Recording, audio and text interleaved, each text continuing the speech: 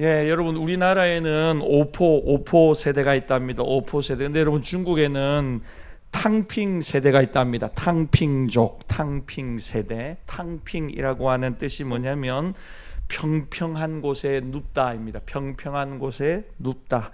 의역하면 그냥 들어눕는 세대가 있답니다. 중국에는 그냥 들어눕는 세대가 있고 우리나라는 뭐 몇 포가 있다고요? 제가 알기로 3포에서 시작했는데 5포 되더만 언제가 7포로 가더만 지금은 뭐 모르겠습니다.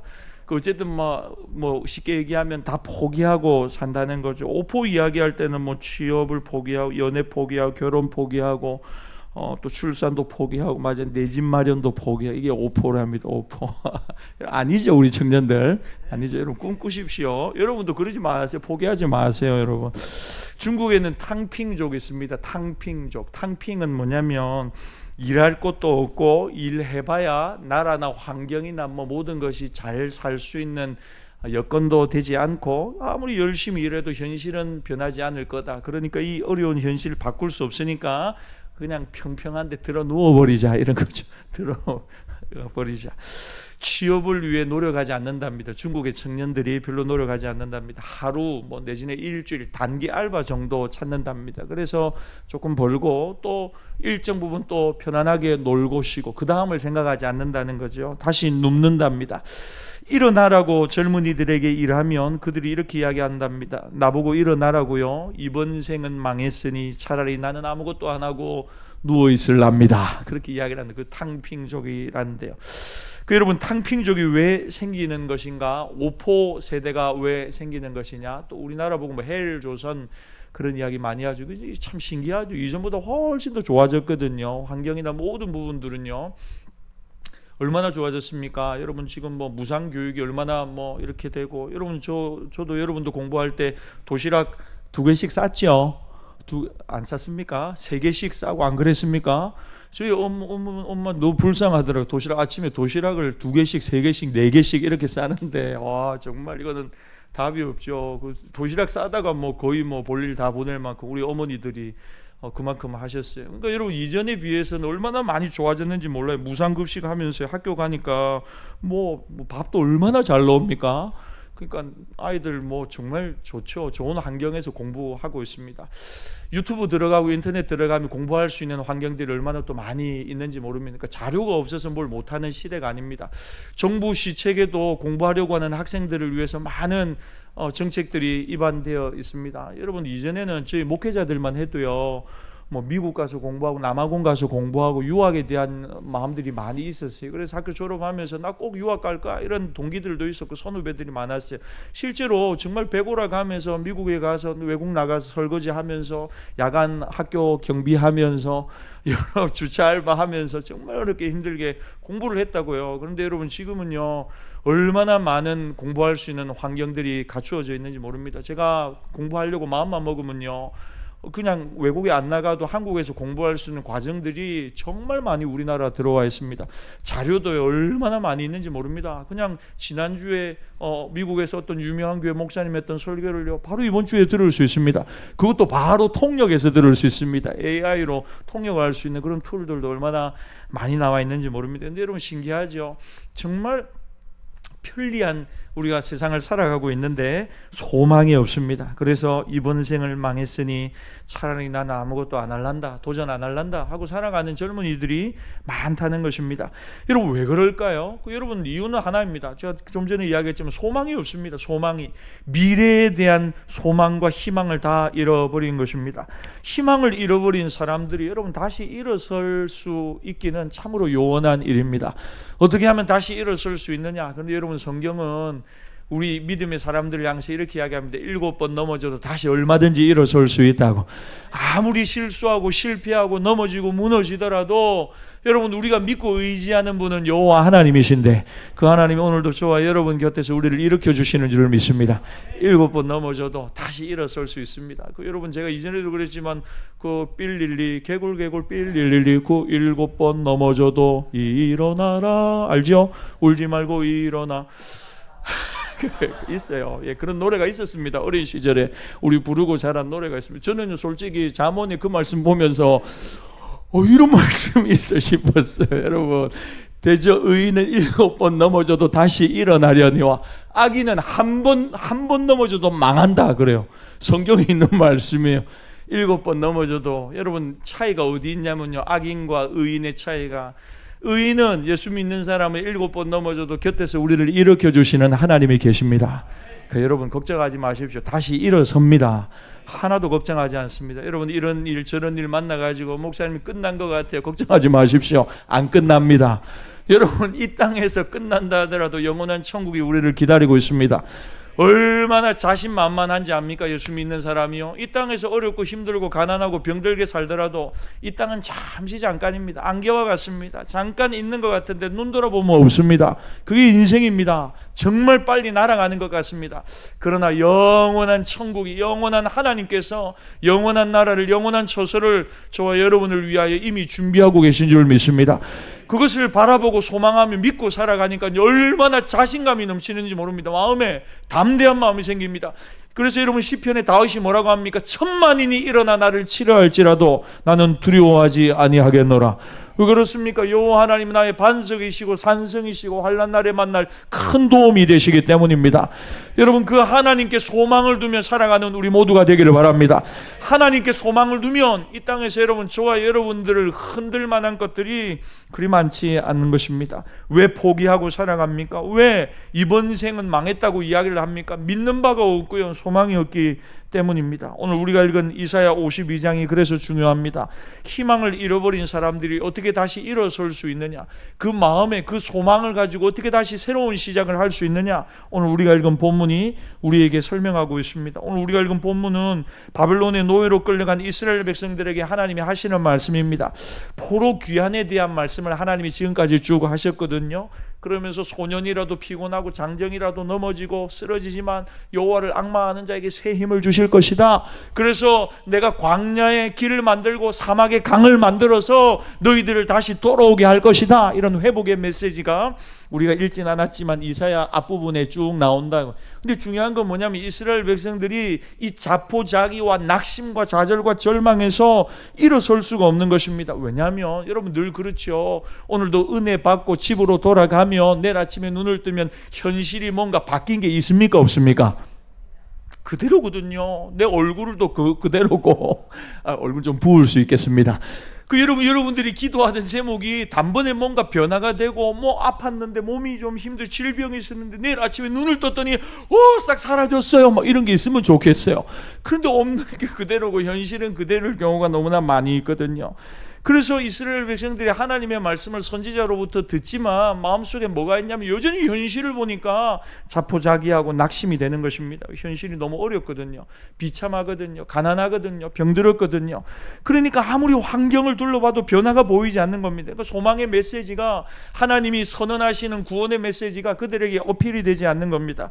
그래서 낙담한 이스라엘 백성들을 보면서 하나님 너무나 답답해서 하시는 말씀이 오늘 이사야 52장 본문의 말씀입니다. 크게 내용이 세 가지입니다. 첫째는 하나님이 말씀합니다. 저를 한번 따라 하십시오. 일어나라. 일어나라. 옆 사람에게 한번 이야기하십시오. 일어나라. 일어나라. 두 번째 따라 하십시오. 고맙습니다. 그런 거라도 해줘가지고 자는 분들 조금 그래도 즐겁게 일어나더라고 애들이요. 혹시나 했는데 역시나 고맙습니다. 두 번째는 뭐냐면 따라 하십시오. 기뻐하라. 기뻐하라. 기뻐하라. 첫 번째는 일어나라 이거고요. 낙심하고 자포자기에 있는 이들에게 하나님이 하시는 말씀 일어나라 하는 거고, 두 번째는 기뻐하라 하는 겁니다. 세 번째는 뭐냐면 너를 위해서 메시아가 오실 것이다. 너를 위해 메시아가 오실 것이다. 우리의 구원자, 길이요 진리요 생명이신 예수님이 오실 것이다.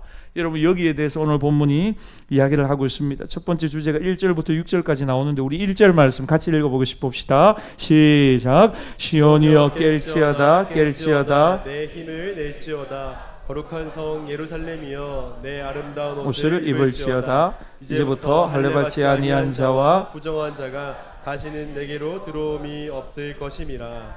여러분, 첫 번째가 일어나라 하는 겁니다. 일어나라. 그런데 여러분 1절에 보니까 깰지어다 깰지어다 깨어나라고 두 번이나 강조합니다. 예를 들어서 아침에 애가 학교를 가야 되는데 깨웠는데 일어난 줄 알았는데 안 일어났어요. 그럼 어떻게 합니까? 또 일어나라 일어나라 하고는 계속 흔들어 깨우죠. 안 깨어나니까 계속 같은 말을 하면서 흔들어서 깨우는 것입니다. 이스라엘이 영적인 깊은 잠에 빠졌습니다. 아무리 하나님의 말씀이 선포되어도 거기에 반응하지 않습니다. 완전히 잠들어 있는 거죠. 일어나지를 못합니다. 깨어나라고 2번이나 하나님께서 말씀하십니다. 그 다음에 내 힘을 낼지어다 그래요. 1절에 보니까 내 힘을 낼지어다 그래요. 여러분, 힘을 좀 내라는 건 지금 이스라엘이 힘이 없다는 것입니다. 힘은 원래 있습니다. 근데 너무 낙심하니까 이 힘을 사용할 수가 없는 것입니다. 무기력해져 버린 거죠. 왜? 거대한 세상, 바벨론으로 상징되는 거대한 세상이 너무 커 보이는 것입니다. 그러니까 어떻게 해요? 힘이 있는데도 불구하고 그 힘을 발휘해 보지도 못하고 주저앉아 무기력증에 빠진 것입니다. 여러분 영적으로도 마찬가지입니다. 여러분, 하나님이, 여러분들이 고백하는 그 하나님이 세상보다 크십니다. 세상은 아무것도 아닙니다. 하나님 후 부르시면요, 아무것도 아닌 것처럼 날아가 버리는 존재입니다. 이사야서를 보면 하나님 계속해서 그런 말씀합니다. 내가 너희들이 겁먹고 어쩌나 저쩌나 하는 그 모든 것들에 대하여 아무것도 아닌 것처럼 만들어 줄 수 있다는 거예요. 여러분, 우리가 믿는 하나님은 전지전능하신 하나님입니다. 근데 우리는요, 마음이 자꾸 하나님을 과소평가하는 경향이 많아요.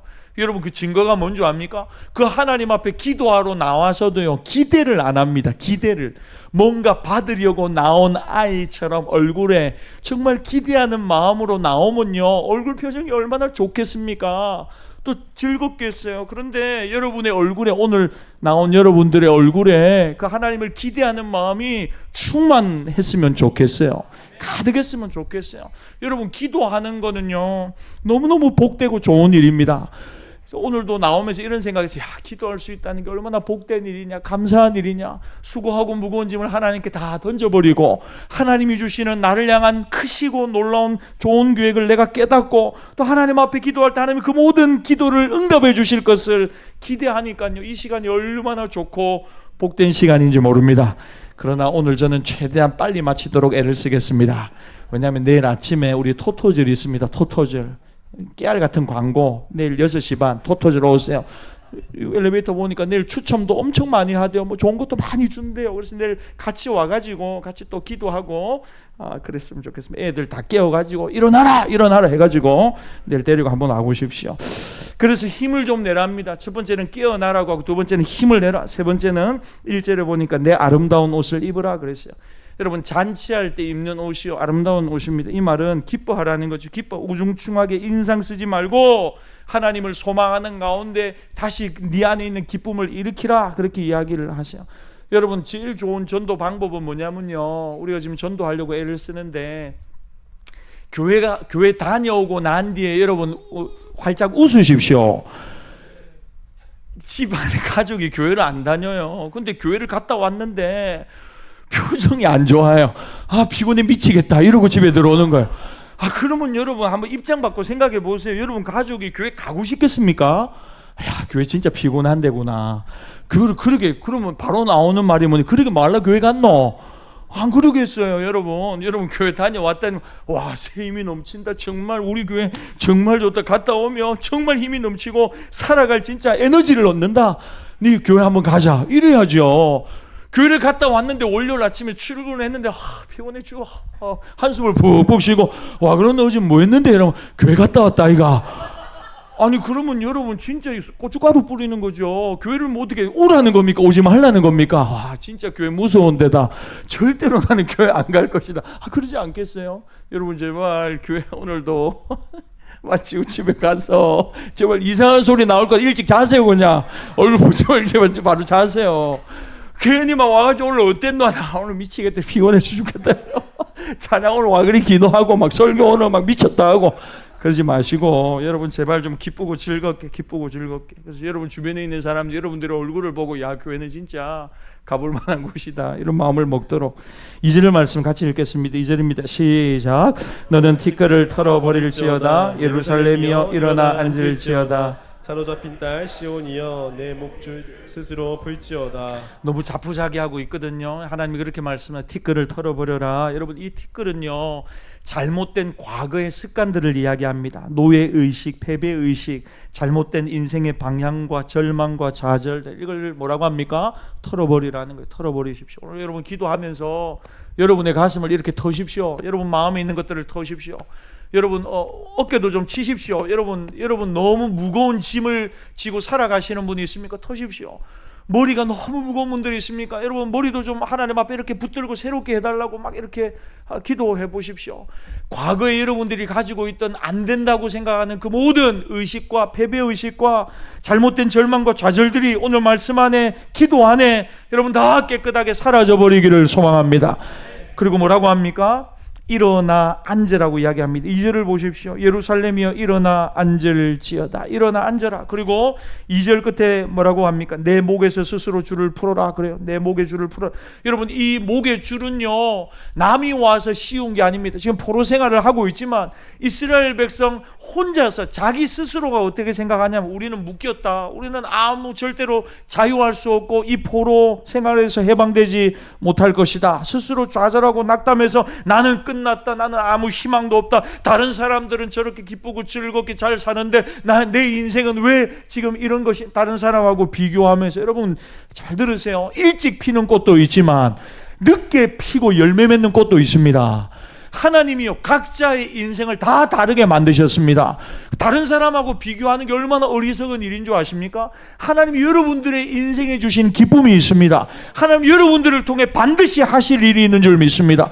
모든 사람이 여러분 다 큰 일을 하고 기적을 일으키고, 그럴 수가 없잖아요. 하나님은 각 사람을 향한 부르심이 다 다르다니까요.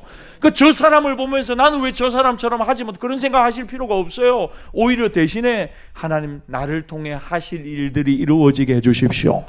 그리고 여러분을 통해 하실 그 일을 하나님 앞에 구하면서 살아가는 것이 훨씬 지혜롭다는 것입니다. 그러니까 자기 스스로가 막 옥죄고 있는 거 있잖아요. 여러분 그것들을 오늘 성경이 뭐라고 하면 이제는 풀어내라는 것입니다. 좌절하지 말라는 것입니다. 하나님을 소망으로 두라는 것입니다.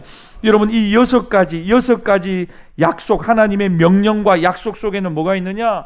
좌절하는 자녀를 보는 부모님의 마음이 있는 것입니다. 예를 들어서 여러분 자녀들이 뭔가를 열심히 하다가 실패를 했어요. 실수를 했어요. 그래서 하던 모든 일들이 엉그러져 버렸어요. 그래서 주저앉아 있는 거예요.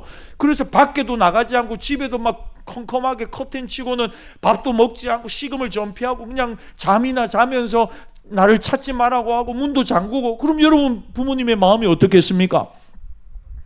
안타깝죠. 너무 안타깝죠. 그러면서 하는 말이 뭐냐면 오늘 6가지라는 것입니다. 첫 번째, 힘을 내라. 깨어라, 깨어나라. 두 번째, 힘을 내라. 세 번째, 아름다운 옷을 다시 입어라. 네 삶의 기쁨을 회복해라. 네 번째, 티끌을 털어버려라. 한 번 실패한 것이 인생 전체가 무너진 것이 아니라는 거죠. 다섯 번째가 일어나 앉아라. 더 이상 누워있지 마라. 여섯 번째가 네 목에 감긴 줄을 스스로 풀어라. 하나님 오늘 이스라엘 백성들을 향해서 같은 의미지만 6가지나 디테일하게 설명하는 겁니다. 핵심은 이것입니다. 그 자리에 머물러 있지 말고 주저앉아 낙심 그만하고 이제는 일어나라는 것입니다. 하나님 왜 이렇게 말씀하느냐? 하나님이요 이스라엘 백성들에게 단번에 해방을 주실 수 있으시거든요. 사람이 막 10년이 걸린다, 20년이 걸린다, 어렵다, 힘들다 하는 그 일을 하나님은 하실 수 있으세요. 사람으로는 할 수 없지만 하나님은 능히 하시느니라. 그럼 우리가 믿잖아요. 그러니까 여러분 하나님은 단번에 역전시킬 수 있으시고 하나님은 인생이 아니시라고요. 근데 우리가 하나님을 사람처럼 생각하고 하나님을 우리의 생각에 제한하는 경우가 얼마나 많이 있냐는 거죠. 그런 의미에서 저는 여러분들에게 믿음의 큰 용량이 임하는 복이 임하기를 바랍니다. 믿음의 사이즈를 더 넓히십시오. 여러분 믿음의 폭을 더 넓히십시오. 하나님이 여러분들을 위해 하시려고 하는 일은 더 큰 일인 줄 믿습니다. 우리 젊은이들이여 5대양 6대주를 누비는 하나님의 사람이 되기를 축복합니다. 여기만 머물지 말고 하나님이 창조하신 온 민족과 열방을 향하여 여러분의 삶의 지경이 넓어지고 영향력들이 확장되어지기를 바랍니다. 안 된다 여기지 마십시오. 하나님이 여러분들을 통해 생각지도 못한 곳에 세우시고 여러분들을 보내실 때에 여러분 깨닫게 될 겁니다. 이건 내가 하는 것이 아니구나. 하나님이 하시는 것이구나. 하나님은 그렇게 하실 수 있거든요. 왜? 하나님이 그 자녀를, 그 백성을 사랑하시기 때문입니다. 그래서 3절에 이렇게 말씀합니다. 3절 읽겠습니다. 시작. 여호와께서 이와 같이 말씀하시되 너희가 값없이 팔렸으니 돈 없이 속량되리라. 아무 대가 없이 내가 너희를 바벨론 포로에서 해방시키고 돌아오게 할 것이다. 그렇게 되면 6절의 고백을 한다는 겁니다. 6절 읽읍시다. 시작. 그러므로 내 백성은 내 이름을 알리라. 그러므로 그러므로 그날에는 그들이 말하는 자가 나인 줄을 알리라. 내가 여기 있느니라. 야, 하나님이 하신 말씀이 그대로 내 삶에 이루어졌구나 하고는 하나님께 영광 돌리고 하나님을 찬양할 날이 온다는 것입니다. 포로 생활에서 마침내 그들이 예루살렘으로 귀환하는 날이 되면 너희들이 내 이름을 알게 될 것이다. 그랬어요. 여러분, 이스라엘이 하나님을 모릅니까? 알죠. 하나님의 백성인데요. 지금까지 율법을 배우고 살았는데요. 그런데 모른대요. 하나님의 이름을 모른대요. 여러분, 이게 무슨 의미입니까? 하나님을 알기는 아는데 겉핥기만 안다는 거예요. 하나님의 능력을 경험해 본 적이 없다는 거예요. 그 하나님을 만나고 체험해 본 적이 없다는 거죠. 오늘 이 밤도 저는 여러분들이 기도하다가 살아계신 하나님 만나기를 바랍니다. 그래서 집에 안 가는 거예요. 기도하다가 기도가 자꾸 깊어지는 거예요. 찬양을 하는데 내 마음에 알 수 없는 기쁨과 감격이 가득한 거예요. 그래서 나도 모르게 막 손이 올라가네요. 고개가 쳐들어져 가는 거죠. 그래서 내 안에 있는 모든 피곤이 떠나가고 잡다한 생각이 떠나가고 한 분 하나님이 내 눈앞에 선명히 보이는 것입니다. 여러분, 그렇게 하나님을 맛보아 알아가는 신앙생활 하시기를 소망합니다. 이스라엘 백성들이 하나님의 이름은 아는데 진정으로 하나님이 어떤 분인가 가슴 깊이 만나본 적이 없는 것입니다. 그러나 하나님의 약속이 성취되어 바벨론 포로에서 돌아오는 그날이 되면 야, 정말 하나님은 살아계시구나. 하나님은 말씀하신 것을 반드시 이루시는 언약의 하나님이시구나. 하나님이 우리의 부르짖음과 기도를 들어주셨구나. 하나님의 이름을 제대로 알고 하나님께 찬양하는 그날이 오게 될 것이라는 것입니다. 사랑하는 여러분, 하나님은 우리를 향하여 좋은 미래를 계획하고 우리를 향한 좋은 뜻을 가지고 계신 줄 믿습니다. 그러니까요, 지혜로운 사람은 누구냐면요, 내 생각, 내 고집과 내 계획을 꺾고 내려놓고, 여러분, 너무 똑똑하면요 힘들어요. 너무 똑똑하면 뭐가 좀 허점도 있고 뭐 좀 이거 어떻게 하려고 잘 모르겠습니다. 그러면요 하나님이 뭔가 개입할 여지가 있잖아요. 하나님이 개입할. 근데 여러분들이 철두철미하게 7시 반에 기상해가지고 8시에 밥을 먹고 8시 반에 설거지를 하고 9시에 어디 가서 누구를 만나 9시 반에 뭘 하고 그런 분 있죠. 저 좀 만나게 해주십시오. 그런 분 제가 도움이 좀 필요합니다, 여러분. 그런 분들은요 너무 매사에 계획하고 그것이 조금이라도 헝클어지면 열받고 막 그런 분들 있잖아요. 저는 전혀 그렇지가 않거든요. 그래서 그런 분들 저는 좀 만나야 돼요. 좀 만나서 이야기를 나누면서 서로 도움을 받아야 되는데, 근데 여러분 중요한 건 뭐냐면 여러분들의 계획이 끝나는 그곳에서 하나님이 일하시기 시작하세요. 여러분 계획하십시오. 그건 나쁜 거 아닙니다. 그러나 하나님께 물어야 됩니다. 하나님, 제 생각과 제 뜻은 여기에 있는데 하나님의 계획은 무엇입니까? 내 생각도 중요하지만 하나님, 내 인생에서 하나님이 기준이시니까요, 하나님의 계획 따라가겠습니다. 말씀해 주시면 순종할게요. 여러분, 이런 믿음의 결단이 있으면요 하나님 우리에게 말씀하세요. 근데 찔러가지고 피 한 방울 안 날 만큼 막 매사에 계획과 또 자기 확신에 찬 분들이 있잖아요. 여러분, 그런 분들은요 참 성령의 인도를 받기가 어렵습니다. 믿음이 들어가기도 어렵습니다. 여러분, 날마다 하나님 앞에 자기의 무능함을 고백해야 합니다. 하나님 앞에 자기의 약함을 고백해야 합니다. 그래야 하나님이 여러분을 도우실 것 아닙니까? 하나님, 저는 괜찮습니다. 건강하고요, 돈도 좀 있고요, 계획도 다 잡혀져 있습니다. 그냥 하나님 앞에 오늘 나온 거는 그냥 하나님 예배 받으시고 마음의 평강을 좀 주십시오. 그 정도 선에서 여러분 우리가 신앙생활 하는 분들이 많다니까요. 하나님, 요 정도는 괜찮지만 더 나한테 간섭하는 것은 제가 상당히 부담스럽습니다. 하나님, 그러니까 너무 깊이 개입은 하지 마십시오. 제 삶에, 제 인생은 제가 핸들링하고 제가 드라이브 하는 거니까 하나님 거기까지만 해주십시오. 영혼을 구원해 주시고 천국 가는 건 하나님을 의지하겠습니다. 죄 용서는 받아야 되겠습니다. 그러나 인생을 살아가면서 중요한 내 인생의 어떤 결정, 경제적인 부분들, 내가 뭔가 손해보는 거, 이런 건 안 됩니다 하고 손을 끊는 부분들이 있지 않냐는 거죠. 사랑하는 여러분, 하나님이 우리의 인생에 좋은 계획과 뜻을 가지고 계심을 믿으십시오. 그래서 여러분, 다시 소망 가운데 일어나라. 그 첫 번째요. 두 번째는 뭐냐? 기뻐하라 그래요. 기뻐하라. 여러분, 왜 일어나야 되느냐? 기쁜 일이 우리를 기다리고 있대요. 그렇다면 그 기쁜 일은 어떤 것이고 얼마나 기뻐해야 되느냐? 여기에 대해서 7절부터 12절까지가 이야기합니다. 우리 7절 같이 읽겠습니다. 7절입니다. 시작. 좋은 소식을 전하며 평화를 공포하며 복된 좋은 소식을 가져오며 구원을 공포하며 시온을 향하여 이르기를 내 하나님이 통치하신다 하는 자의 산을 넘는 발이 어찌 그리 아름다운가. 왜 기뻐해야 되느냐? 기뻐하라고 오늘 하나님이 말씀하는데, 왜냐하면요, 좋은 소식이 우리를 기다리고 있다는 거예요. 좋은 소식이 결국은 복음입니다. 복음. 이 복음의 내용이 뭐냐? 이제 평화가 왔다는 것입니다. 하나님의 통치가 임했다는 것입니다. 이제 우리가 다시 살게 되었다는 구원의 메시지고 승리의 메시지입니다. 여러분, 이 복음을 쉽게 설명하기 위해 오늘 본문이 세 가지 정도의 사람을 들어서 우리에게 설명을 합니다. 첫 번째는 소식을 전하는 전령입니다. 전령. 두 번째는 그 전령을 맞이하는 사람들에게 외치는 파수꾼. 세 번째는 그 소리를 듣고 즐거워하고 기뻐하는 그 성읍의 사람들, 세 종류의 사람이 등장합니다. 여러분, 옛날에는요 통신 시설이 없습니다. 지금은요 딱 들어가지고 외국에 있는 사람까지 통화할 수 있습니다. 근데 옛날에는 그런 게 전혀 없잖아요. 해봐야 막 인편으로 내지는 편지를 통해서, 예를 들어 전쟁이 나서 아버지와 한 집안의 아들이 전쟁에 출정을 했습니다. 전쟁에 나갔어요.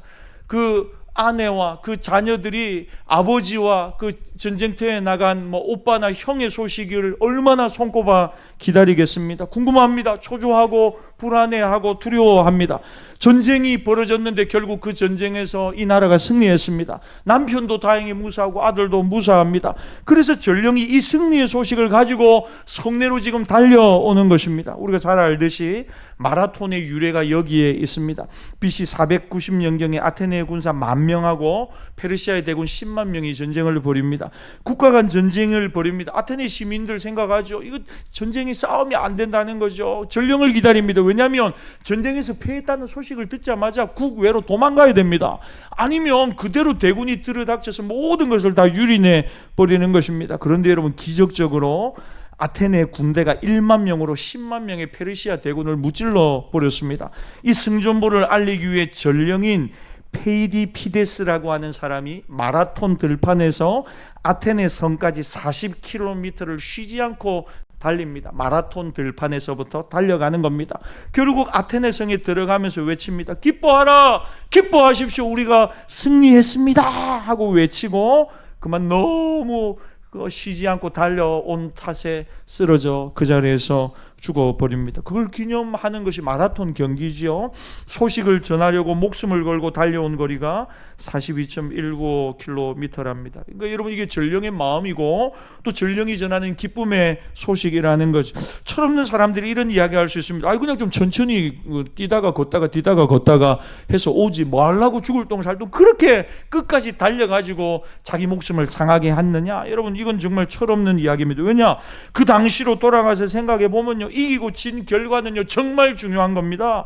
전쟁에 지면 좀 전에 이야기했지만 빨리 도망가야 됩니다. 소식을 전파하는 것, 여기에 살고 죽는 것이, 생명이, 국민들의 생명이 달려 있는 것입니다.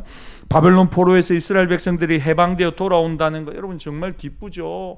우리는 이 기쁨을 좀 이해합니다. 왜냐하면 우리가 광복을 경험했거든요. 나라 잃은 서름도 경험했거든요. 우리는 물론 아니지만 우리 위에 계시는 어른들이 나라 잃고 살아가는 그 서름과 아픔이 무엇인지 정말 뼈저리게 경험했습니다. 그러니까 광복의 소식은, 해방의 소식은 정말 기쁜 소식인 겁니다. 이런 소식을 알고 있으니 우리가 기뻐해야 한다는 것입니다. 사랑하는 여러분, 예수님께서 십자가에서 완전히 승리하셨습니다. 죄와 사망과 저주에서 우리를 자유케 해주셨습니다. 죄로 인해 죽을 수밖에 없는 우리의 모든 죄를 예수님이 자기의 몸을 찢고 피 흘려서 우리의 모든 죄를 깨끗하게 도말해 주셨습니다.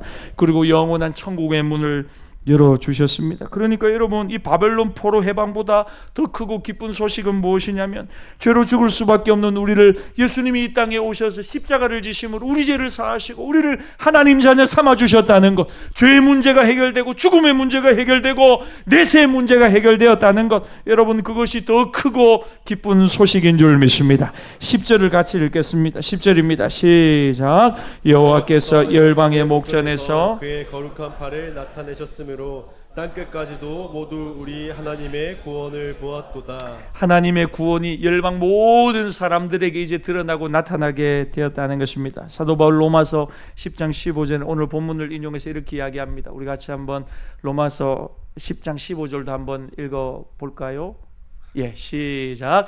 보내심을 받지 아니하였으면 어찌 전파하리요. 기록된 바 아름답도다. 좋은 소식을 전하는 자들의 발이여 함과 같으니라. 사도 바울이 하는 말인데요. 사도 바울이 이제 복음 전도 여행을 쭉 떠나잖아요. 그러면서 온 세상에 복음을 전하러 다니는 자신의 선교 여행을 승전보를 가지고 산을 넘어 달리는 전령에 빗대어 소개하는 것입니다. 승리하였다, 승리하였다. 이 소식을 외치러 다니는 전령에 빗대어 자기도 예수님이 십자가에서 우리의 모든 죄를 위하여 죽으실 뿐 아니라 3일 안에 부활하셨습니다.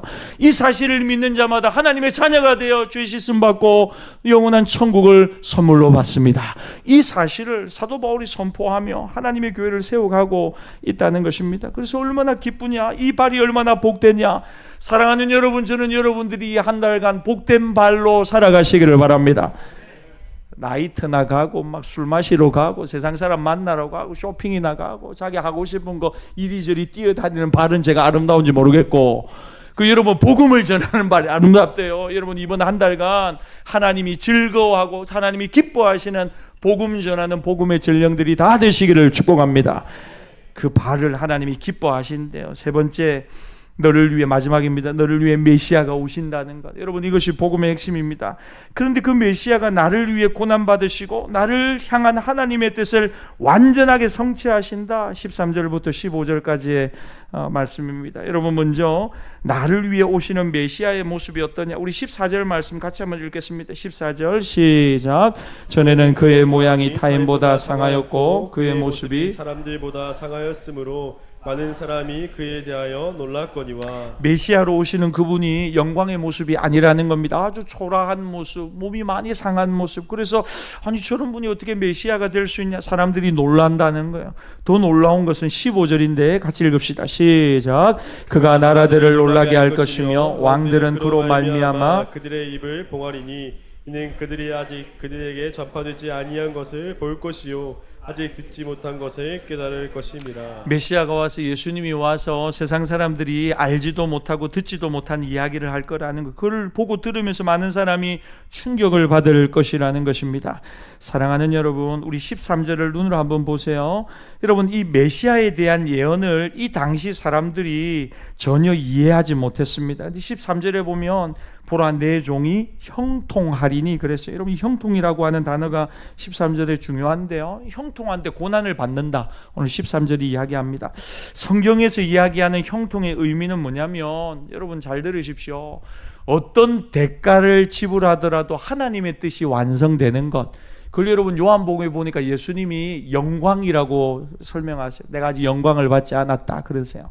그러니까 예수님이 생각하는 형통, 하나님이 생각하는 형통과 예수님이 생각하는 영광은 뭐냐면, 어떤 대가를 지불하더라도 하나님의 뜻이 완성되는 것, 그 과정을 다 형통이라고 설명하는 것입니다. 예를 들어 구약의 형통의 사람이라고 하면 요셉을 이야기합니다. 요셉은 어디를 가든지 형통했다고 성경이 이야기합니다. 근데 여러분 요셉의 삶을 보면요, 감옥에도 가고 형제들한테 배신도 당하고 상처도 많이 받고 억울한 일도 당하거든요. 고생을 무지하게 합니다. 엄청난 고난을 많이 당했습니다. 근데 성경에 뭐라고 하냐면요, 요셉을 형통한 자가 되었다 이렇게 이야기합니다. 그 말은 좀 의역하자면 이런 거죠. 하나님이 요셉을 향하여 가지고 있는 모든 뜻이 다 이루어졌다는 거죠. 여러분 저는 여러분들을 향한 하나님의 분명한 뜻이 있음을 믿습니다. 그리고 그 하나님의 뜻이 여러분이 살아가는 동안 다 이루어지기를 바랍니다. 우리에게 두 가지가 필요합니다. 믿음과 순종입니다. 믿음과 순종. 하나님이 나를 향한 좋은 뜻을 가지고 있다. 나는 그 하나님의 뜻을 믿는다 하는 것, 믿음이고요. 두 번째는 그 하나님의 뜻 앞에 내 생각과 고집을 꺾고 순종하는 작업이 필요하다는 거죠. 그러면요, 하나님은 정말 여러분들을 통해 하나님이 하실 위대한 일을 시작하시고 이루실 줄 믿습니다. 여러분 우리가 믿는 하나님은 위대하신 하나님입니다. 위대하신 하나님. 저는 여러분들이 소시민적인 삶에 만족하지 않기를 바랍니다. 목사님 학교 잘 다니고 있고요, 공부도 잘하고요, 뭐 장학금도 받고요, 아르바이트도 하고요, 돈도 벌고요, 학교 잘 다니고 있습니다. 졸업도 했고요, 직장도 잘 다니고 있습니다. 결혼도 했고요, 아이도 낳고 양육하고 잘 좋습니다. 여러분 다 좋습니다. 잘하고 계세요. 그러나 여러분들을 통해서 하나님이 하시고자 하는 위대한 일이 여러분 드러나지 않고 나타나지 않는다면 여러분 다시 한번 생각해 봐야 돼요. 여러분 하나님은 위대하시고 크신 하나님이십니다. 저는 우리 모두가 그 위대하신 하나님의 부르심 앞에 순종함으로 여러분, 영혼을 살리고 생명을 살리고 사람을 살리고 사람을 일으키는 그 위대한 일에 우리가 쓰임받을 수 있기를 바랍니다. 그러니까 여러분, 메시아는, 예수님은 하나님의 놀라운 계획을 무엇을 통해 완성하셨느냐? 엄청난 고난을 받으심으로 완성하셨다는 거예요. 그러니까 여기서 우리가 정신이 번쩍 들어야 되는 건 뭐냐면, 고난 없이 신앙생활 하려고 하는 마음을 내려놓아야 되는 거죠. 고난 없이, 땀 흘림 없이, 제가 피 흘림이라고 안 했습니다.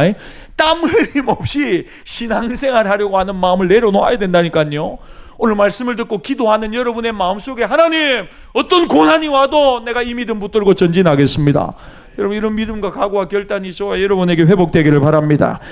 하나님의 뜻이 이루어지는 것, 그것을 형통으로 믿고 그런 형통한 삶을 우리가 살아갔으면 좋겠습니다. 여러분, 이제 여러분의 눈으로 세상을 한번 생각해 보십시오. 세상은 어둡고 현실은 혼탁하고 희망은 보이지 않습니다. 세상 사람들이 이런 상황 속에서 희망을 가지기가 어렵습니다. 힘을 내라고 말하는 그 사람의 미래도 불안하죠. 그러나 하나님의 말씀은 다릅니다. 왜냐하면 하나님은 영원히 살아계시고, 하나님 역사의 주관자시고, 시간과 미래의 주인이시고, 미래를 계획하시고 그 계획을 반드시 성취하시는 하나님이시기 때문입니다. 이를 행하시는 여호와, 그 일을 지어 성취하시는 여호와가 이같이 이르노라. 너는 내게 부르짖으라.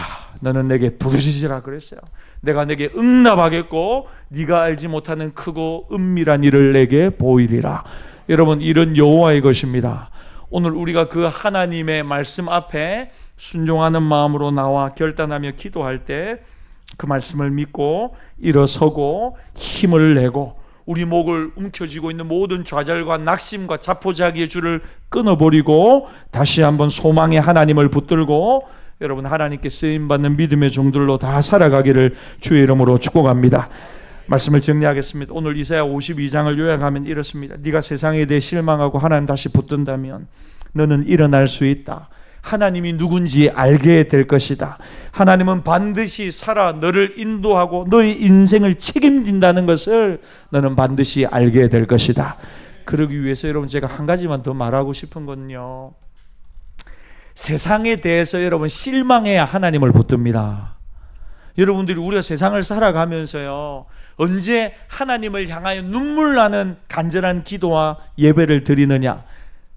죄송합니다, 이런 표현에 뒤통수 맞았을 때, 시련 당했을 때, 믿었던 사람으로부터 배신당했을 때, 내가 추구하던 모든 일들이 망해갈 때, 그래가지고 내 뜻대로 내 계획대로 되어지는 일들이 없을 때 우리가 어떻게 마음 먹느냐? 야, 정말 세상은 소망이 없구나. 세상은 소망이 없고 세상은 믿을 게 없어요. 여러분, 날마다 저는 여러분들이 세상에 실망하기를 바랍니다. 청년들, 막 앞으로 이제 펼쳐질 미래가 막 굉장히 이제 달콤할 것 같고 막 미래가 밝어. 너가 오포가 고개를 흔드노. 그 여러분, 날마다 우리 마음에, 야, 세상은 별 볼 일 없다. 열심히 공부하십시오. 열심히 돈 버십시오. 사업하십시오. 그러나 여러분의 마음에 어떤 마음이 있어야 되냐면요, 우리가 전도서 읽는 이유가 뭡니까? 솔몬이 날마다 하는 말이 그거잖아요. 야, 헛되고 진짜 해 아래 살아보니까 헛된 거밖에 없더라. 마치 바람을 잡으려는 것 같다. 여러분, 이 말씀 앞에 우리가 아멘 해야 합니다. 그러면요, 반대적으로 우리 안에 어떤 마음이 막 벅차오르냐면요, 진짜 하나님 밖에는 소망이 없다. 하나님 안에 내 기쁨이 있고 만족이 있고 내 인생의 충만함이 있다. 하나님 안에서 우리의 인생을 꿈꾸기 시작하는 것입니다. 여러분, 그렇게 저는 여러분들이 하나님으로 채워지는 인생 되기를 바랍니다. 자꾸만 세상을 견눈질하고 세상으로 가려고 하지 말고 하나님이 주시는 은혜 안에, 말씀 안에 만족하며 그분 안에서 여러분의 삶이 점점 더 세워지고 지어져 가기를 바랍니다. 말씀을 정리합시다. 여러분, 그 하나님이 우리의 소망이십니다. 우리의 힘이십니다. 날마다 하나님이 주시는 힘과 능력으로 살아가는 주의 종들 되시기를 주의 이름으로 축복합니다. 주시는 말씀을 가지고 이 시간 함께 찬양합시다. 여러분, 찬양하고 우리 한번 기도하겠습니다. 예, 우리 다리 아프시죠? 우리 찬양 하나만 하고 앉아서 기도합시다. 우리 다 한번 일어나십시오. 다 한번 일어나셔서 우리 한번 이 찬양 한번 하십시다. 이 찬양하고 그 다음에 이제 자유롭게 앉아서 기도하십시오.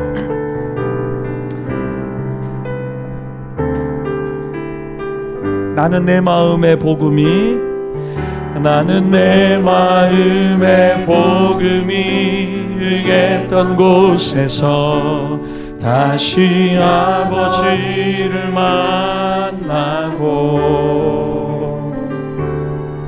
주님 내 마음의 연약한 눈물의 끝에서 또 나를 안겨주시네. 작다 생각했던 그의 부르심 다시 나를 회복해 하시네. 다시 일어나 주를 예배하니 내 모든 기쁨이 되리. 그의 기쁨 되어 삶의 모든 순간을 주께 다 내어 드리리. 우리 다시 한번 고백합시다. 나는 내 마음의 복음이 응했던 곳에서 다시 아버지를 만나고 주님 내 마음의 연약한 눈물의 끝에서 또 나를 반겨주시네. 작다 생각했던 그의 부르심 다시 나를 회복해 하시네. 다시 일어나 주를 예배하니 내 모든 기쁨이 되리. 그의 기쁨 되어 삶의 모든 순간을 주께 다 내어 다시 일어나 다시 일어나 주를 예배하니 내 모든 기쁨이 되리. 그의 기쁨 되어 삶의 모든 순간 아멘 아멘 다 내어. 우리 한 번 더 다시 일어나 다시 일어나 주를 예배하니 내 모든 기쁨이 되리. 그의 기쁨 되어 삶의 모든 순간을 주께 다 내어 드리.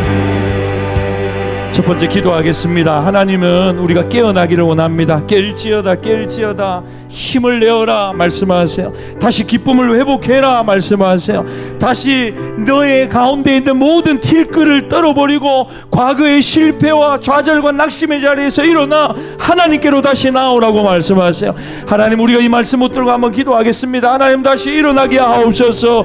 다시 우리를 부르신 부르심에 순종하게 하옵소서. 믿음의 사람, 순종의 사람으로 주 앞에 다시 일어나 회복된 신앙생활 할 수 있도록 주님 역사하여 주시옵소서. 주여 한번 부르짖고 우리 한번 같이 기도하며 나갑시다. 주여, 하나님 아버지,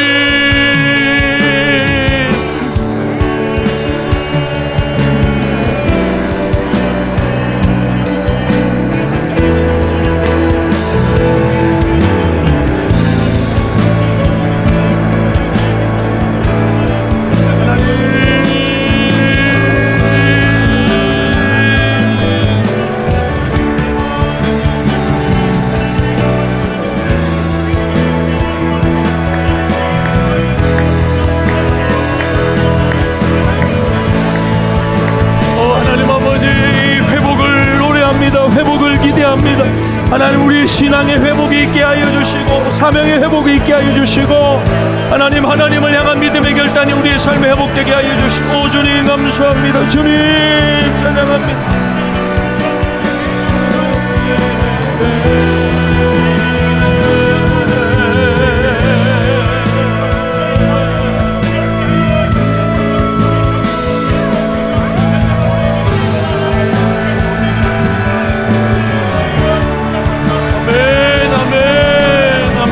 감사합니다. 주님 찬양합니다. 주님 감사합니다. 고백합시다. 하나님의 사랑이 하나님의 사랑이 영원히 함께하니 십자가의 길을 걷는 자에게 순교자의 삶을 사는 이에게 조롱하는 소리와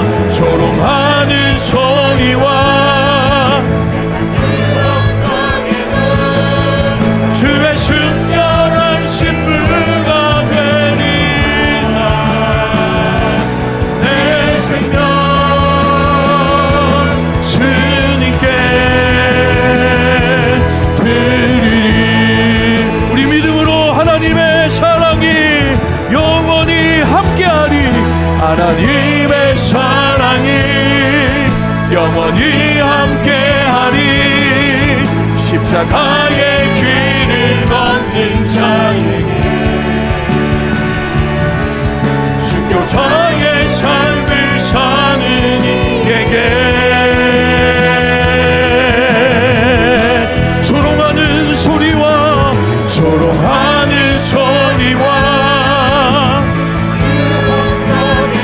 아멘. 주의 순결한 신부가 되리라. 내 생명 주님께 드리리. 두 번째로 기도하겠습니다. 여러분, 우리가 하나님의 계획과 뜻에 순종해야 합니다. 그럴 때 정말 하나님이 우리를 향해 하시고자 하는 일들이 이루어지는 것입니다. 이 시간 한 번 더 결단하며 기도합시다. 그런데 자기 부인 없는 신앙생활은 힘이 없습니다. 희생과 헌신과 눈물과 땀이 없는 신앙생활은 여러분 좋을 것 같지만 좋은 거 하나도 없습니다. 희생하고 헌신하고 결단할 때 하나님의 사랑이 그에게 흘러넘치는 것입니다. 예수 그리스도의 남은 흔적이 그의 삶을 통해 드러나고 나타나는 것입니다. 그래서 이 시간 여러분 한 번 더 이렇게 결단합시다. 하나님, 희생과 헌신을 각오하고 결단하는 신앙생활 하게 하옵소서. 편하게 너무 신앙생활 하지 않고 팔짱 끼고 뒤로 물러나 있는 사람 아무도 없게 해주시고 하나님의 일에 쓰임받는 것이 영광이고 복이고 기쁨이 되게 하옵소서.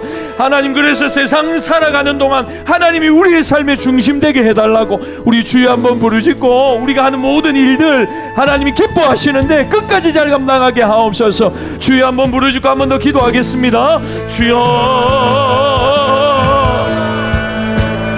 하나님 아버지 감사합니다. 하나님, 우리를 통한 하나님의 선한 일들이 이루어지게 하옵시고 하나님의 선한 역사들이 나타나게 하옵소서. 끝까지 잘 감당하게 하옵소서. 하나님 영광 드러내고 나타나게 하옵소서. 하나님 아버지, 선하고 아름다운 하나님의 계획이 이루어지기를 원합니다. 하나님, 하나님의 영광 되기를 원합니다. 하나님, 하나님의 뜻이 드러나기를 원합니다. 하나님 아무도 하지 않는 그 일을 하나님 우리가 감당하기를 원하고 하나님 이 산지를 내게 달라고 고백했던 갈렙처럼 하나님 우리도 믿음의 야성을 가지고 하나님 일을 감당하게 하여 주시옵소서. 하나님 아버지여, 우리의 생명을 우리의 마음을 우리의 뜻과 정성을 하나님께 올려드리기를 원합니다. 주님, 우리를 받아주시고 우리를 귀하게 사용하여 주시옵소서. 우리를 귀하게 사용하여 주시옵소서. 우리를 귀하게 사용하여 주시옵소서. 우리를 귀하게 사용하여 주시옵소서. 주님, 우리가 여기 있습니다. 주님, 우리를 귀하게 사용하여 주시옵소서. 우리를 부족하고 연약합니다. 그러나 하나님은 강하십니다. 하나님은 능하십니다. 하나님은 전능하신 하나님이십니다. 불가능이 없으십니다. 역사하신 바를, 작정하신 바를 이루신 하나님이십니다. 오 주님 감사합니다. 오 주님 감사합니다.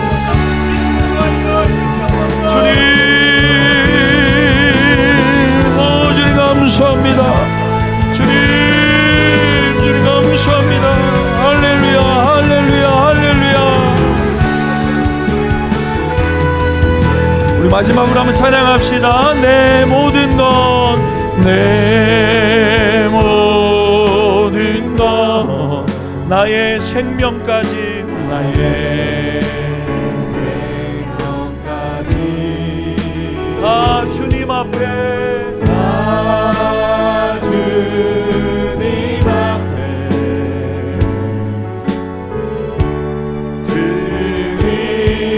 드립니다. 주 임재 안에, 주 임재 안에서 이제 내 영혼 자유에, 아멘 아멘. 내가 주의 거룩한 이름을 높이며 예배하리.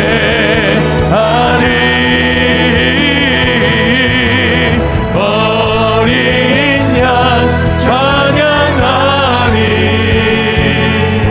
내 평생 하나로 충분해요. 어린 양 찬양하리. 내가 주의 임재 안에 어린 양 찬양하리. 어린 양 찬양하리. 내 평생 그 하나로 충분해요. 어린 양 찬양하리. 내가 주의 임재 안에서. 마지막으로 기도하겠습니다. 여러분, 좋은 소식을 전하는 자의 발이 어찌 그리 아름다운가. 오늘 성경이 이야기합니다. 하나님이 기뻐하시는 일에 우리의 마음을 두기를 바랍니다. 하나님이 가장 좋아하시고 즐거워하시는 것은 예수님 증거하고 예수님 자랑하고 죽어가는 영혼을 살리는 것입니다. 하나님 이 일에 우리의 관심이 집중되게 하여 주시고 이번 한 달간 좋은 소식을 전하는 자의 발이 하나님 우리의 발이 되게 하여 주시옵소서. 여러분 걱정하고 두려워하지 마십시오. 하나님이 구원받을 자를 예비해 두셨습니다. 우리가 해야 될 것은 믿음과 순종입니다. 하나님 믿음과 순종으로 날마다 하나님을 기쁘시게 해드리는 삶을 살아가게 하옵소서. 위해서 한번 기도하십시다. 또 여러분 우리 가운데 우리 환우들을 위해서 한번 기도하십시다. 하나님 질병 가운데 고통받는 이들 위로하여 주시고 만져주시고 고쳐주시고 치료하여 주시옵소서. 우리 김영신 집사님을 위해서 기도해 주십시오. 또 우리 신현성 권사님 또 우리 권영식 장로님을 위해서 기도해 주십시오.